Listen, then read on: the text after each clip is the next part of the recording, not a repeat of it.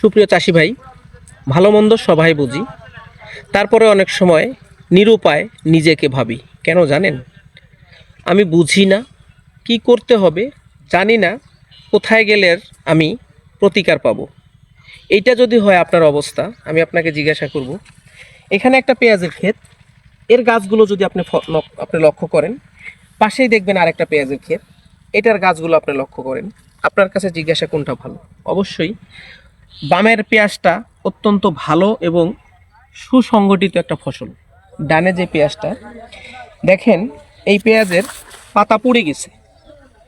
এটা কিন্তু বিভিন্ন কারণে পড়তে পারে আপনার এই পেঁয়াজে ইউরিয়া সারের পরিমাণ বেশি হয়েছে, অথবা হতে পারে মাটিতে রস থাকা অবস্থায় পুনরায় আবার সেচ পড়ছে, যার জন্য তার নিচের শিকড়টা পুনরায় না দিয়ে পচে গেছে। এর জন্য তার মাথা কিন্তু পুড়ে গেছে।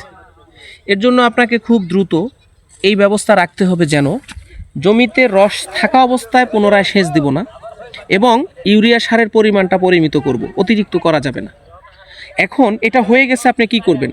খুব দ্রুত আপনাকে টেবুকণা জল অথবা প্রফিকণা জল যে কোনো একটা আপনাকে খুব দ্রুত স্প্রে করতে হবে, এবং কার্বন ডাইজিনটা পরিমিত মাত্রায় আপনাকে পরপর 2 থেকে 3 দিন পরে পরে 1 সপ্তাহ আপনাকে এটা স্প্রে করতে হবে। তবেই আশা করি আপনি এই সমস্যা থেকে প্রতিকার পাবেন, এবং আপনার এই পেঁয়াজটাই এই পেঁয়াজের মতো রূপ নেবে। তাই আশা রাখবো সঠিক পর্যবেক্ষণের মাধ্যমে রোগ নির্ণয় করবেন, পরিমিত মাত্রার নির্ধারিত ঔষধটা প্রয়োগ করবেন, তবে আপনি ভালো ফসলটা অবশ্যই পাবেন। ধন্যবাদ।